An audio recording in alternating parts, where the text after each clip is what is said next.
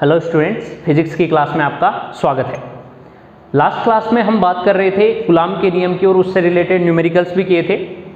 फिर हमने बात करी थी मेथड्स ऑफ चार्जिंग की, कि आवेश प्राप्त करने की जो विधियां हैं इन पे बात कर रहे थे।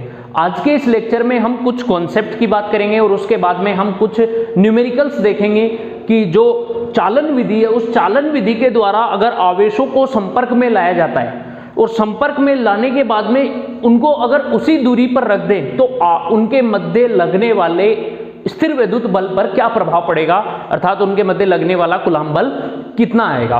तो इन सब पे बात करेंगे। तो उससे पहले हम कॉन्सेप्ट पे चलता हूं मैं। एक देखो, ध्यान से देखना, आपको मैंने एक बात बताई थी कि दो आवेश है, दो बिंदु आवेश है। एक बिंदु आवेश मान लो ये Q1 है, दूसरा बिंदु आवेश है Q2। दोनों आवेशों के मध्य की दूरी है R। तो दोनों आवेशों के मध्य दूरी R हो और ये निर्वात में रखे हो, तो निर्वात में इन दोनों के मध्य लगने वाला बल कितना होगा? निर्वात में आवेशों के मध्य बल F बराबर होगा 1/4 पाई एप्सिलॉन नॉट इंटू में Q1 Q2 upon R square. Formula आता है K Q1 Q2 upon R square और K की वैल्यू होती है 1/4 पाई एप्सिलॉन नॉट। क्यों? क्योंकि एप्सिलॉन नॉट होती है वो क्या होती है? निर्वात की विद्युतशीलता होती है। यहाँ पे ये निर्वात दे रखा है, एप्सिलॉन नॉट निर्वात की विद्युतशीलता, इलेक्ट्रिक परमिटिविटी ऑफ वैक्यूम बोल सकते हैं, निर्वात की विद्युतशीलता। ठीक है। अब यदि इसको माध्यम में रख दें, माध्यम यहां पर दोनों आवेशों को किसी एप्सिलॉन आर पराविद्युतांक के माध्यम में रख दें और एप्सिलॉन आर पराविद्युतांक क्या होगा? इस पूरे आवेशों के मध्य भरा जाए। जैसे मान लो अगर इन दोनों आवेशों को माध्यम में रखने पर, दोनों आवेशों को माध्यम में रख दे तो माध्यम में रखने पर इन दोनों आवेशों के मध्य बल कितना आएगा? जैसे मान लो ये Q1 आवेश है और ये आवेश है Q2, दोनों के मध्य की दूरी R है और यहां पर पूरा का पूरा, मतलब यहां से लेके यहां तक कुल डिस्टेंस पे एक माध्यम भर दिया जाए जिसका पराविद्युतांक कितना है? Epsilon R। एप्सिलॉन R पराविद्युतांक का अगर माध्यम भर दें तो माध्यम की मोटाई कितनी होगी? यहां से पूरी होगी, जितनी इन दोनों आवेशों के मध्य की दूरी होगी उतनी की उतनी इसकी क्या हो जाएगी? मोटाई। क्लियर है? यहां पे पराविद्युतांक की पूरे माध्यम की मोटाई। अब ध्यान देना, माध्यम में बल कितना आएगा?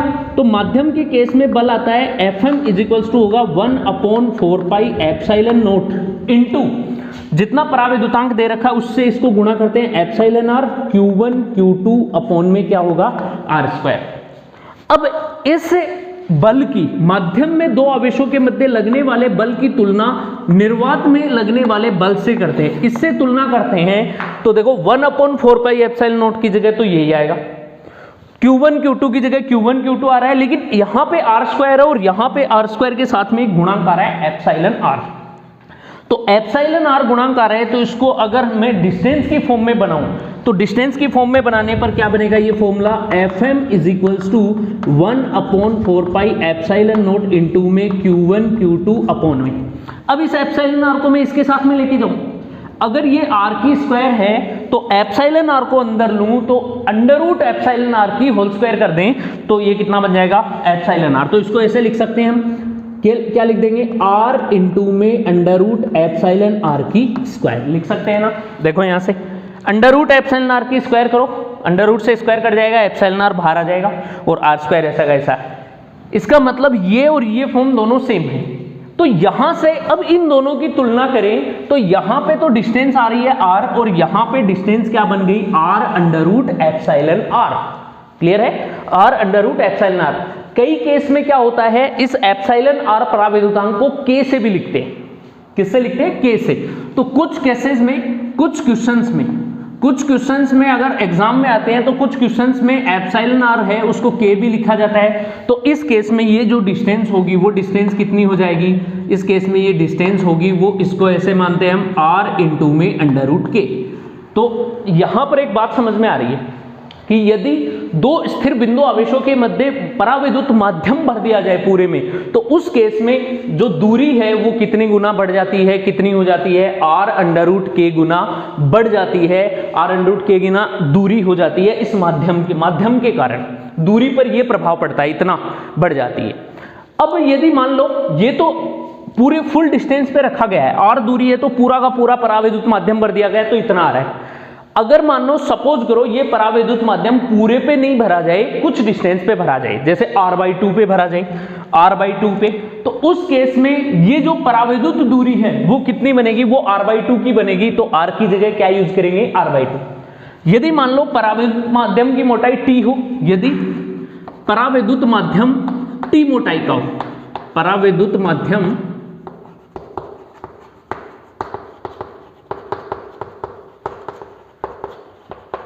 टी मोटाई का हो, टी मोटाई के केस में डिस्टेंस कितनी आएगी, तो इस केस में जो डिस्टेंस बन के आएगी, ये डिस्टेंस की वैल्यू होती है वो कितनी होगी, t की एप्सिलॉन r भी लिख सकते हैं यहां से। तो क्योंकि डिस्टेंस पहले r थी, तो r डिस्टेंस के लिए ये वाला फॉर्मूला बन के आ रहा है डिस्टेंस।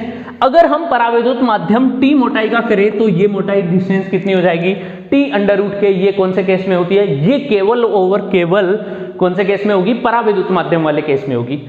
अब यहां पर मैं बात करूंगा आंशिक परावैद्युतांक की, क्योंकि ये टी मोटाई दे दिया ना, इसका मतलब हम पूरे में परावैद्युत माध्यम नहीं भरेंगे। अगर दोनों आवेशों के मध्य यदि आंशिक परावैद्युत माध्यम भर दिया जाए, तो आंशिक परावैद्युत माध्यम भरने पर, आंशिक परावैद्युत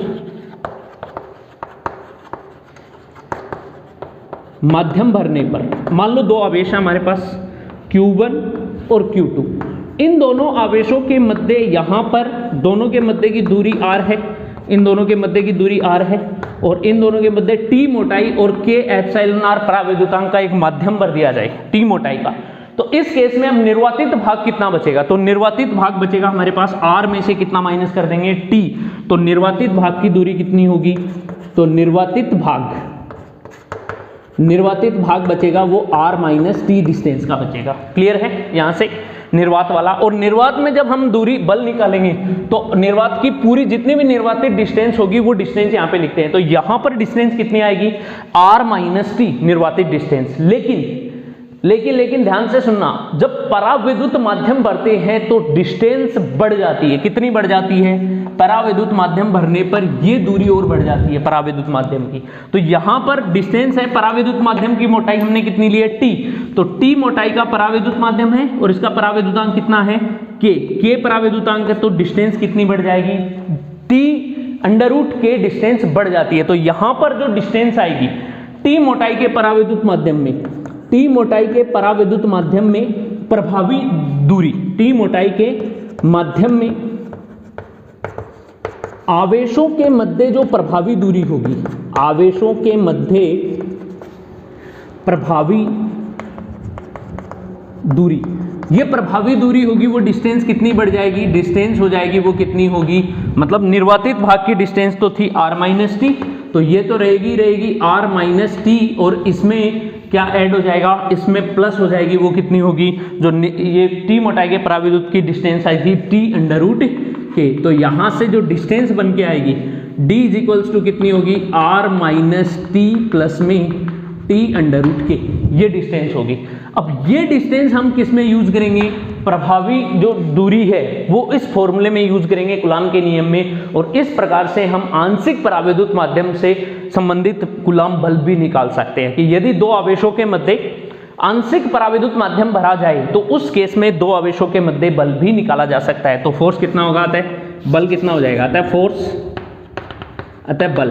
तो फोर्स होगा F is equals to 1/4 pi epsilon not, ये तो आता ही आता है क्योंकि 1/4 पाई एप्सिलॉन नॉट k की वैल्यू होती है। फिर ऊपर आ जाएगा Q1 Q2 अपॉन मी। अब डिस्टेंस की जगह क्या लिखेंगे, डिस्टेंस की जगह वो लिखेंगे r माइनस टी और प्लस t√k। तो यहाँ पे लिख देंगे r माइनस टी प्लस में t√k की होल स्क्वायर, क्योंकि ये डिस्टेंस की स्क्वायर होती है ना यहाँ पे r स्क्वायर। तो ये हो गया परावैद्युत माध्यम का बल का फॉर्मूला। इस प्रकार से हम आंशिक परावैद्युत माध्यम में बल निकाल सकते हैं। कॉम्पिटिटिव लेवल का क्वेश्चन बनता है यहाँ से, तो ये थोड़ा सा ध्यान रखना, ये कॉन्सेप्ट है। आया कैसे वो चीज मैंने समझाई है कि यदि मान लो माध्यम पूरा भर दे तो दूरी कितनी बढ़ जाती है, r√k या फिर एप्सिलॉन r मान लो, तो r√k डिस्टेंस तो बढ़ रही है। कब, जब परावैद्युत माध्यम भरते तो ये डिस्टेंस जो इंक्रीज हो रही है वो परावैद्युत माध्यम भरने से बढ़ रही है। क्लियर है। अब हमें दूरी चाहिए सिंपल निर्वातित भाग की, क्योंकि बल का फॉर्मूला निर्वात की तरह लगाएंगे। तो निर्वातित भाग में दूरी कितनी होगी, r माइनस टी। ये तो निर्वातित भाग की दूरी जो बच गई यहां से लेके यहां तक, ये टी डिस्टेंस घटानी है, ये निर्वातित भाग की दूरी। लेकिन इस निर्वातित भाग की दूरी में पराविद्युत माध्यम पड़ा है, तो पराविद्युत माध्यम के कारण दूरी बढ़ रही है, और पराविद्युत माध्यम के कारण दूरी कितनी बढ़ती है, टी अंडर रूट के। तो ये बढ़ी हुई दूरी क्या कर देंगे, इस निर्वातित भाग की डिस्टेंस में जोड़ देंगे। तो इसमें जैसे ही हम डिस्टेंस वहां पे ऐड करेंगे, ऐड करते ही डिस्टेंस बन जाएगी ये वाली, और यहां से हम निकाल लेंगे तो ये क्या आ गया हमारा, दो आवेशों के मध्य आंशिक पराविद्युत माध्यम भरने पर बल कितना होगा। इससे रिलेटेड न्यूमेरिकल्स अगर कॉम्पिटिटिव लेवल पे आते हैं तो हम आराम से सोल्व कर सकते हैं। क्लियर है? नेक्स्ट क्वेश्चन की तरफ बढ़ते हैं। थोड़ा सा हम यहां पे हमने कॉन्सेप्ट सीखा है, और कॉन्सेप्ट के अलावा अब मैं क्वेश्चन की तरफ जा रहा हूं कि न्यूमेरिकल्स को कैसे सोल्व करेंगे उस पर बात करते हैं। अब देखना आपके सामने दो सवाल है, एक क्वेश्चन ये रहा, एक क्वेश्चन ये, तो दोनों को हम सोल्व करेंगे। पहला क्वेश्चन क्या कह रहा है, देखो यहां से ध्यान से देखना कि दो समान आवेशों के मध्य कार्यरत कूलम्ब बल कैपिटल F है, कि दो आवेश हैं जो कि समान हैं, कुछ भी आवेश होंगे, कोई भी होंगे, तो चाहे वो कैपिटल Q मानो या स्मॉल q मानो, कैसे भी मान सकते हो, उनके मध्य कूलम्ब बल कितना है, एक डिस्टेंस है, उस डिस्टेंस पे कूलम्ब बल F है। यदि एक आवेश का 25% दूसरे आवेश में ट्रांसफर कर दिया जाए, एक आवेश का 25% दूसरे आवेश में ट्रांसफर कर दे, तो दोनों को समान दूरी पर रखने पर दोनों आवेशों के मध्य बल कितना होगा, ये निकालना है। सवाल ये कह रहा है। तो पहले हम दो आवेश ले लेते हैं। तो मान लेते हैं हमारे पास में दो आवेश है, इसका सॉल्यूशन करते हैं। एक आवेश दे रखा है हमारे पास में कैपिटल Q, और दूसरा आवेश है कैपिटल Q। ये दोनों आवेश हैं। दोनों आवेशों के मध्य की दूरी कितनी है, r दूरी पर दोनों आवेश रखे हुए हैं, तो दोनों के मध्य बल कितना हो जाएगा, तो दोनों के मध्य बल होगा F बराबर KQ इंटू Q अपॉन में r²। ये तो फॉर्मूला होता है KQ1 Q2 अपॉन r², निर्वात में रखे हुए हैं। क्लियर है? तो यहां से इसका फॉर्मूला लिखें तो कितना हो जाएगा, KQ² अपॉन में r²। ये हो गया फर्स्ट इक्वेशन। कब, जब दोनों आवेश निर्वात में रखे हो। अब क्या बोला है कि एक आवेश का दूसरे में 25% ट्रांसफर कर दे, तो 25% ट्रांसफर करने पर, 25% ट्रांसफर करने पर, और 25% का मतलब कितना होता है, 1/4। एक आवेश का 25% लेंगे तो कितना होता है, Q का 25% देखो कितना होता है, Q का 25% बराबर होगा Q गुणा 25 अपॉन 100, और 25 अपॉन 100 करेंगे तो 4 से कट जाएगा, तो कितना हो जाएगा Q/4। कहने का मतलब है कि एक आवेश में से Q/4 दूसरे आवेश में ट्रांसफर करना है, तो इसमें चला जाएगा, तो इसमें ये आवेश है, इसमें से तो Q/4 कम करना है, कि एक आवेश का Q/4 कम हो जाएगा, और ये r दूरी पर स्थित दूसरे आवेश में Q में Q/4 जाके क्या हो जाएगा, ऐड हो जाएगा। मतलब कहने का मतलब है कि एक आवेश से दूसरे में ट्रांसफर कर दिया, तो इससे इसमें ट्रांसफर करेंगे तो इसमें तो कम हो जाएगा और इसमें बढ़ जाएगा। कम होके कितना हो जाएगा, तो Q में से Q/4 माइनस करेंगे तो ये बचेगा 3Q/4, और Q में Q/4 ऐड करेंगे तो 4 LCM आ जाएगा, 4 और 1 5 हो जाएगा, तो ये हो जाएगा 5Q/4। अब यहाँ पे दो आवेश बन गए, तो Q1 का मान कितना आ रहा है, Q1 का मान तो ये हो गया, और ये किसका मान हो गया, Q2 का। R दूरी पर रखें तो दोनों के मध्य बल कितना होगा, तो इस सवाल को बाद में सोल्व करते हैं। तो R दूरी पर दोनों के मध्य बल कितना होगा, तो बल F' इज इक्वल्स टू, वही फॉर्मूला KQ1 Q2 अपॉन में r²। K ऐसा का ऐसा, Q1 की वैल्यू कितनी है 3Q/4, और Q2 की वैल्यू है 5Q/4, तो यहाँ पे रख देंगे 3Q/4 इंटू में 5Q/4 अपॉन में r²। तो देखो मल्टीप्लाई करने पर कितना आ जाएगा, 3 इंटू 5 15, 4 इंटू 4 16, तो 16 तो नीचे आ जाएंगे, 15 ऊपर रह जाएगा, तो F' की वैल्यू कितनी आ रही है, 15 KQ² अपॉन में 16 r²। क्लियर है? 3 को 5 से गुणा करेंगे 15 आ जाएगा, और 4 को 4 से करेंगे 16, और 16 कहाँ चला जाएगा, नीचे, ये बच जाएगा KQ² अपॉन r²। ये इक्वेशन नंबर 2 आ गई। अब यहां से पहले की और बाद के दोनों बलों की तुलना करते हैं, तो दोनों की तुलना करते हैं, तो equation 2 divided by 1, equation 2 divided by 1 से डिवाइड करेंगे तो यहां से वैल्यू कितनी आएगी, F' अपॉन में F is equals to 16 upon 15 KQ² upon r² upon में इसका मान कितना है, KQ² upon r², KQ² upon r²। इससे ये कैंसिल हो जाएगा, और आंसर कितना आ रहा है, 15/16।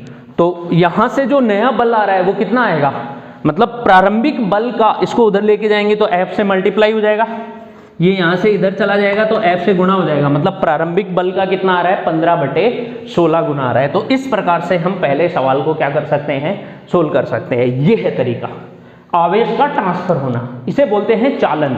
और ये आवेश का जो ट्रांसफर किया है वो चालन विधि के द्वारा ही किया है कि एक आवेश से दूसरे आवेश को जोड़कर जब उसका 1/4 ट्रांसफर हो गया, 1/4 तो होता है ये Q/4, तो 1/4 जब ट्रांसफर हो गया तब तार को हटा दिया, तो उसमें एक आवेश में से तो क्या होगी, कमी होगी, और दूसरे आवेश में क्या होगी, वृद्धि हो गई, तो यहां पे बढ़ गया। अब यहां पे मैं एक क्वेश्चन करता हूं आपसे, मुझे एक बात बताओ कि बताओ कौन से का द्रव्यमान बढ़ा और कौन से का द्रव्यमान घटा, ये बताओ मुझे, कौन से का द्रव्यमान बढ़ा और कौन से का द्रव्यमान घटा। तो ध्यान रखना, द्रव्यमान होता है वो आवेश के ट्रांसफर पर डिपेंड करता है। क्यों? क्योंकि जब आवेश का स्थानांतरण होता है तो कौन जाता है, आवेश की न्यूनतम इकाई होती है इलेक्ट्रॉन। मतलब अगर आवेश स्थानांतरित हो रहा है तो इसका मतलब है इलेक्ट्रॉन ट्रांसफर हो रहे हैं, और इलेक्ट्रॉन ट्रांसफर होते हैं इसका मतलब इलेक्ट्रॉन के पास में कुछ ना कुछ अल्प द्रव्यमान होता है, और इलेक्ट्रॉन का जो द्रव्यमान होता है वो कितना होता है, इलेक्ट्रॉन का द्रव्यमान 9.1 गुणा 10⁻31 kg, ये इलेक्ट्रॉन का द्रव्यमान होता है। और इलेक्ट्रॉन का द्रव्यमान होने के कारण बहुत अल्प होता है, इसीलिए हम बोल सकते हैं कि इलेक्ट्रॉनों के ट्रांसफर के कारण द्रव्यमान में बहुत अल्प कमी या वृद्धि होती है, तो द्रव्यमान भी चेंज होता है। जिसमें से इलेक्ट्रॉन निकलते हैं उसमें कमी हो जाती है, और जिसमें इलेक्ट्रॉन जुड़ते हैं उसमें वृद्धि हो जाती है। कहने का मतलब इलेक्ट्रॉन का निकलना मतलब धनावेश आ गया, तो जिस पर धनावेश आता है उसके द्रव्यमान में कमी होगी क्योंकि इलेक्ट्रॉन निकल गए, और जिस पर ऋणावेश आता है उसके द्रव्यमान में वृद्धि हो गई क्योंकि इलेक्ट्रॉन जुड़ गए। तो ये वाला कॉन्सेप्ट भी बहुत अच्छा है, यहां से क्वेश्चन बनता है। क्लियर है? अब अपने आते हैं नेक्स्ट क्वेश्चन पर। अब नेक्स्ट क्वेश्चन की बात करते हैं। ये क्वेश्चन लिखा हुआ है कि एक आवेश दे रखा है, ए बिंदु आवेश है जिसका आवेश कितना है 20 माइक्रोकूलम, दूसरा आवेश है बी, इसका आवेश है -10 माइक्रोकूलम, और इन दोनों के बीच की डिस्टेंस कितनी है r, ये दे रखी है। क्लियर है? ये बोला गया है कि ये प्रारंभ में इस स्थिति में रखे हुए तो इनके मध्य लगने वाला बल जो भी आएगा वो ठीक है।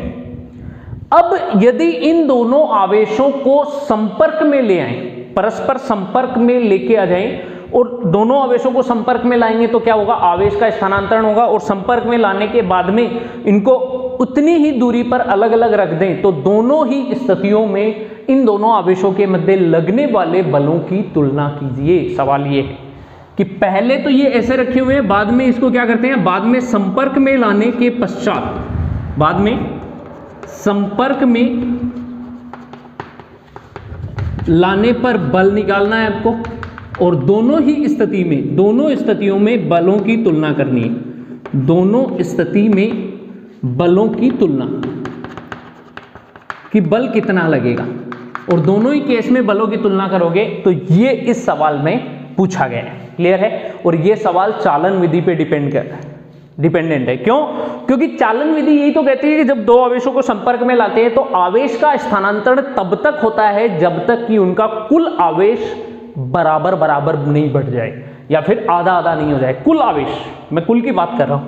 तो यहां पर चलते हैं तो फर्स्ट स्थिति, तो फर्स्ट कंडीशन में देखो, फर्स्ट कंडीशन में ले रहे हैं तो फर्स्ट कंडीशन में इन दोनों के मध्य बल कितना होगा, इन दोनों के मध्य लगने वाला बल होगा F1 = होगा K, Q1 का मान कितना है 20 माइक्रो, और Q2 का मान कितना है 10 माइक्रोकूलम। तो कितना हो जाएगा 20 माइक्रोकूलम इंटू में 10 माइक्रोकूलम बट्टे में कितना हो जाएगा, दोनों के मध्य की दूरी कितनी है r। और ये जो बल है वो कौन सा बल होगा, आकर्षण प्रकृति का होगा। कौन सी प्रकृति का होगा ये वाला बल, ये जो बल होगा वो आकर्षण प्रकृति का होगा। क्यों? क्योंकि दोनों विपरीत आवेश हैं, एक प्लस है +20 माइक्रोकूलम और एक -10 माइक्रोकूलम है, तो दोनों के मध्य विपरीत विजातीय प्रकृति के आवेश हैं, तो दोनों के मध्य आकर्षण बल लगेगा, ये बल आ रहा है। सेकंड केस में संपर्क में लाने के पश्चात दोनों आवेशों को संपर्क में लाने पर, जब दोनों आवेशों को संपर्क में लाते हैं तो दोनों पर आवेश क्या हो जाएगा, कुल आवेश बराबर बराबर बढ़ जाएगा। तो कुल आवेश कितना होगा, देखो 20 माइक्रोकूलम इसका -10 माइक्रोकूलम इसका, तो टोटल आवेश कितना होगा 20 - 10 10 माइक्रोकूलम, और 10 दोनों पर बराबर बराबर बटेगा तो इस पहले गोले का आवेश कितना हो जाएगा, प्लस में 5 माइक्रोकुलाम, और दूसरे गोले का आवेश कितना हो जाएगा, प्लस में 5 माइक्रोकुलाम, दोनों का। क्लियर है, दोनों का 5 माइक्रोकुलाम हो जाएगा और दोनों के मध्य की दूरी r हो जाएगी। तो इस स्थिति में सेकंड कंडीशन में बल कितना होगा, F2 is equals to K, Q1 का मान कितना होगा 5 माइक्रोकुलाम, तो 5 माइक्रोकुलाम इंटू में 5 माइक्रोकुलाम अपॉन में r²। तो ये वाला फर्स्ट केस है और ये वाला सेकंड केस। और ये जो बल होगा वो कौन सी प्रकृति का होगा, प्रतिकर्षण प्रकृति का होगा, क्योंकि इस केस में यहाँ पर दोनों ही समान प्रकृति के आवेश हैं। दोनों की तुलना करें तो तुलनात्मक अध्ययन है F1/F2, तो F1/F2 कितना हो जाएगा, K इंटू में 20 माइक्रोकुलाम इंटू में 10 माइक्रोकुलाम अपॉन में r² अपॉन K इंटू में 5 माइक्रोकुलाम इंटू में 5 माइक्रोकुलाम अपॉन में r²। अब देखो K से K कैंसिल, r² से r² कैंसिल, माइक्रोकुलाम से माइक्रो कैंसिल, माइक्रो से माइक्रो कैंसिल, 5 से इसको कैंसिल करेंगे 2 आ जाएगा, 5 से इसको कैंसिल करेंगे 4 आ जाएगा, 4 दूनी 8। तो यहाँ से कितना हो जाएगा, F1 बराबर होगा 8 इंटू में F2, या फिर हम ये कह सकते हैं कि F1 बटे में F2 का मान आ रहा है 8/1, हम कह सकते हैं 8:1, कि दूसरी स्थिति और पहली स्थिति इन दोनों में जो बल है वो पहली स्थिति का बल दूसरी स्थिति के सापेक्ष 8:1 होगा। तो इस प्रकार से हम ऐसे क्वेश्चंस को सोल्व कर सकते हैं। तो आप भी ऐसे क्वेश्चंस को ट्राई कीजिएगा, बहुत अच्छे तरीके से सोल्व हो जाएंगे और आपको अच्छे तरीके से समझ में भी आ जाएंगे। काफ़ी इंटरेस्टिंग क्वेश्चन है ये, और भी हम थोड़ा लेवल अगर बढ़ा के ले तो और भी अच्छे क्वेश्चन कर सकते हैं। जैसे आवेश में और अगर मैं क्वेश्चन बताऊं आपको किस प्रकार से कर सकते हैं, तो एक क्वेश्चन और लेते हैं, थोड़ा सा मैक्सिमम मिनिमम वाला बताता हूं। कैलकुलेशन लेंदी होगी उसकी, लेकिन मैं थोड़ा सा मेथड आपको समझाता हूं कि किस प्रकार से हम ऐसे क्वेश्चंस को हैंडल कर सकते हैं। तो नेक्स्ट क्वेश्चन पे आते हैं। आपके सामने एक और सवाल है। सवाल क्या है कि एक बिंदु आवेश 20 माइक्रोकुलाम को 2 भागों में विभाजित कर 20 मीटर की दूरी पर रखा जाता है, तो इस दूरी पर अधिकतम संभावित बल क्या होगा। क्वेश्चन ये देखो, ध्यान देना, इस केस को कैसे सोल्व करेंगे। हमारे पास में एक आवेश है जो कि कितने का है, 20 माइक्रोकुलाम का। जैसे एक आवेश है Q 20 माइक्रोकुलाम, इसको 2 भागों में तोड़ते हैं। अब वो 2 भाग हमें नहीं पता है कितने हैं, 2 भाग एक 20 माइक्रोकुलाम में कि कितने कितने के आवेश होंगे। मान लेते हैं, सपोज करो हमारे पास में एक आवेश है, वो कितना है, Q1 बराबर है x माइक्रोकुलाम, ये मान लो, और तो दूसरा कितना हो जाएगा, Q2 इज इक्वल्स टू, एक x हो गया तो इसी को तोड़ना है, तो दूसरा कितना हो जाएगा 20 माइनस x माइक्रोकुलाम, 2 हो गए आवेश। अब ये 2 आवेश कुछ दूरी पर रखे हुए हैं, 20 मीटर की दूरी पर रखे हुए हैं। जैसे ये x है और यहाँ पे दूसरा आवेश है, वो कितना है 20 माइनस x माइक्रोकुलाम, ये 20 मीटर की दूरी पर रखे हुए हैं। तो इन दोनों के मध्य अधिकतम संभावित बल क्या होगा। अब देखो ध्यान से देखना, जब दूरी नहीं बदले तो बल को कैसे हम अधिकतम के केस तक ले जा सकते हैं। तो बल का फॉर्मूला क्या होता है, लगने वाला बल होगा F बराबर होता है K Q1 Q2 अपॉन में r², यही होता है ना। अब यहाँ पे देखो बल का मान है वो, ये तो K तो कांस्टेंट है जिसकी वैल्यू थी 9 × 10⁹। अब ये डिपेंड किस पे कर रहा है बल, एक तो दूरी पर निर्भर करता है और एक आवेश पर निर्भर करता है। तो जब दूरी बढ़ेगी तो बल क्या होगा, घटेगा, क्योंकि एक दूसरे के क्या है, व्युत्क्रमानुपाती। लेकिन इस केस में ये बोल रहा है 20 मीटर की दूरी, तो दूरी तो कांस्टेंट है, इसका मतलब दूरी पर निर्भर नहीं करेगा। अब बात आती है कि ये बल किस पे निर्भर करेगा, ये बल निर्भर करेगा केवल और केवल दोनों ही आवेशों पर, Q1 पर और Q2 पर। दोनों आवेशों का मान जितना ज्यादा होगा, दोनों आवेशों का गुणनफल जितना ज्यादा होगा, बल भी उतना ही अधिकतम संभावित होगा, उतना ही अधिकतम बल आएगा। तो अब देखो कैसे करें। मान लो ये एक ही आवेश था हमारे पास 20 माइक्रोकुलाम, इसको तोड़े कैसे कि अधिकतम बल बने। तो तोड़ने का एक ही तरीका है, एक को हम 19 ले, एक को 1 ले। तो आप एक तो सिंपली मल्टीप्लाई कर देख सकते हो, जैसे 19 × 1 19 हो गया, 18 × 2 18 × 2 36 माइक्रोकुलाम हुआ, तो 36 आ जाएगा, 36 न्यूटन आएगा। फिर तीसरा निकाले 17 × 3 तो 51 हो जाएगा, 16 × 4 64 हो जाएगा। तो इस प्रकार से हम बल निकाल सकते हैं। तो अधिकतम संभावित बल कितने केस में आ सकता है, इसको हम ऐसे भी तोड़ सकते हैं, 9 माइक्रोकुलाम और 11 माइक्रोकुलाम, कि एक 9 का हो गया और एक 11 का हो गया। तो 9 × 11 कितना हो गया, 99। फिर इससे और भी तोड़े तो कितना हो जाएगा 10, और 10 में भी तोड़ सकते हैं, और 10 और 10 कितना हो गया 100। तो अधिकतम संभावित बल कब आएगा, जब दोनों आवेश 10-10 माइक्रोकुलाम के होंगे। ये तो सिंपली हमें क्या है, एक डायरेक्ट मेथड है निकालने का, कि हम ऐसे भी निकाल सकते हैं। तो ये सही बात है कि जब दोनों ही आवेश 10-10 माइक्रोकुलाम के होंगे तो उस केस पर अधिकतम संभावित बल होगा, और अधिकतम संभावित बल का मान कितना होगा, वो यहाँ पे Q1 और Q2 का मान 10-10 माइक्रोकुलाम रख के हम निकाल सकते हैं। क्लियर है? तो एक तरीका तो ये है। अगर हम ऐसे नहीं निकालें, हम क्या करें, हमें तो डायरेक्ट मेथड पे नहीं जाना है, हमें प्रॉपर मेथड से निकालना है कि किस प्रकार से करें।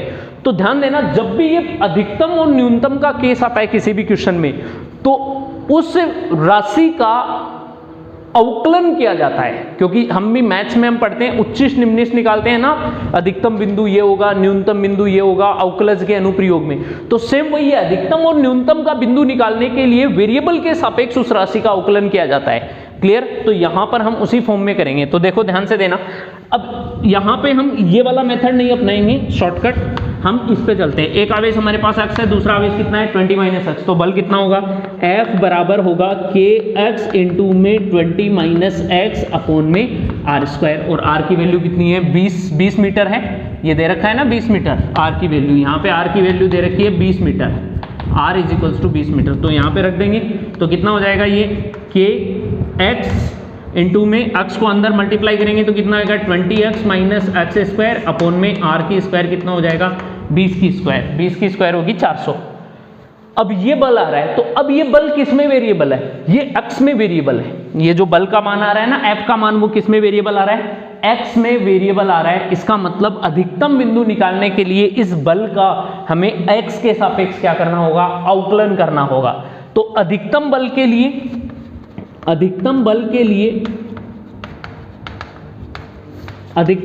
लिए हमें क्या करना होगा, F का x के सापेक्ष अवकलन करना होगा dF/dx, और इसका मान किसके बराबर आना चाहिए, 0 के बराबर। जब 0 के बराबर करते हैं अवकलन को, तो वही हमारा टर्निंग पॉइंट बनता है, उसे ही बोलते हैं पॉइंट ऑफ कॉन्ट्राफ्लेक्शन। तो वहीं से ये निकल के आता है, और ये मैंने लास्ट लेक्चर में भी आपको बताया था कि इससे रिलेटेड न्यूमेरिकल्स आते हैं और हम ऐसे निकालते हैं। ये IIT लेवल प्रॉब्लम है, ये पूरी प्रॉब्लम नहीं है, ये बहुत छोटी सी प्रॉब्लम है, इसका एक हिस्सा बताया मैंने आपको। तो किस प्रकार से निकालते हैं प्रॉब्लम, ये और भी ज्यादा बनाई जा सकती है, मैं इसको बताऊंगा कैसे बनाते हैं। तो इसका अवकलन करते हैं x के सापेक्ष, तो देखो करते हैं dF/dx निकालेंगे, तो dF/dx = जो कांस्टेंट है वो ऐसा कर सकते k कांस्टेंट अपॉन में ये कांस्टेंट आ जाएगा 400 इंटू में। अब अवकलन तो इसका होगा 20 इंटू x का करेंगे, तो देखो 20 तो कांस्टेंट ऐसा का ऐसा आ जाएगा, x का x के सापेक्ष कितना होता है 1, फिर माइनस x की स्क्वायर का अवकलन कितना होगा, पहले घात का अवकलन होगा, x² का अवकलन होता है 2x, और इसको किसके इक्वल कर दे 0 के, इसको उधर ले जाएंगे, ये तो 0 में चला जाएगा, 20 - 2x 0 के बराबर आएगा, तो कितना हो गया 20 - 2x = 0, तो 2x = 20 और x = कितना आ रहा है 10। इसका मतलब साफ साफ पता चल गया कि x = 10 आ रहा है, तो 10 माइक्रोकुलाम आवेश होगा। जब ये Q1 है वो 10 आ रहा है, तो Q2 भी कितना हो गया 10 माइक्रोकुलाम, और यही केस मैंने आपको बताया। आप सिंपली मल्टीप्लाई करके भी देख सकते हो, ये बहुत अच्छा क्वेश्चन है, यहाँ पे निकल जाता है, लेकिन ये तब ही पॉसिबल है, ये जेईई मेन या नीट लेवल तक ही पॉसिबल है। ऐसे करके डायरेक्टली हम निकालते हैं, वो बहुत अच्छा हमारा आंसर आ गया, देखो हमने निकाल दिया, सोल्व कर दिया। कुछ बहुत सारे मास्टर हैं वो बता देते हैं आपको डायरेक्ट कि इस तरह से क्वेश्चन आ जाते हैं, लेकिन ध्यान देना हर एक क्वेश्चन में शॉर्ट ट्रिक नहीं लगती है, क्योंकि जब IIT जेईई की प्रॉब्लम आती है, उस IIT जेईई की प्रॉब्लम में ये क्वेश्चन इस मेथड से हमने यहीं तक पहुंचे हैं। अभी तो और भी आगे इस सवाल को और बढ़ा सकते हैं। अगर आपको ये बोल दें कि यदि इस दूरी पर, सेम दूरी पर 20 मीटर की दूरी पर दोनों आवेशों के मध्य लगने वाला बल अधिकतम बल का 1/5 गुना है, मतलब ये बल पूरा जितना भी अधिकतम बल लग रहा है ना उतना नहीं है, उसका 1/5 गुना लग रहा है, तो इस केस में दोनों आवेशों के मान क्या होंगे, और उस अधिकतम बल का 1/5 गुना बल लग रहा है, उस बल का मान क्या होगा वो निकालते हैं। देखो तो यहां पे आवेश कितना आया 10, तो यहां से Q1 का मान हो जाएगा 10 माइक्रोकुलाम, और Q2 का मान भी कितना हो जाएगा 10 माइक्रोकुलाम। तो F मैक्सिमम बल कितना होगा, तो F मैक्सिमम = हो जाएगा K Q1 होगा 10 माइक्रोकुलाम इंटू में 10 माइक्रोकुलाम, 20 की स्क्वायर कितनी हो जाएगी 400, यहाँ पे रख देते हैं। तो k का मान कितना है, देखो F मैक्सिमम की वैल्यू k 9 इंटू में 10 टू दी पावर 9 इंटू में 10 इंटू में 10 इंटू में 10 की घात -12, माइक्रो और माइक्रो -12 हो गए ना, -6 इंटू -6 अपॉन में 400। तो देखो काटते हैं, इस 2 जीरो से ये 2 जीरो कैंसिल हो गया, तो कितना आ रहा है, F मैक्सिमम का मान आ रहा है 10 की घात 9 और 10 की घात -12, इसको एडजस्ट करेंगे तो F maximum is equals to आ रहा है 9/4 इंटू में 10 टू दी पावर -3 न्यूटन, ये बल आ रहा है। क्लियर है? तो इस तरीके से हम अधिकतम बल निकाल सकते हैं। अब इसी क्वेश्चन में आपको और बढ़ा दे, और थोड़ी प्रॉब्लम बढ़ा दे, कैसे बोले कि यदि इसी दूरी पर दोनों आवेशों के मध्य लगने वाला बल अधिकतम बल का कितना है, 1/9 गुना, अधिकतम बल का 1/9 गुना या 1/5 गुना, कि अधिकतम बल का 1/5 गुना है, तो बल का मान कितना होगा, और इस केस में दोनों आवेश कितने होंगे। तो यदि बल का मान अधिकतम बल का, अगर यहां पे ये वाला केस दे दे, यदि अधिकतम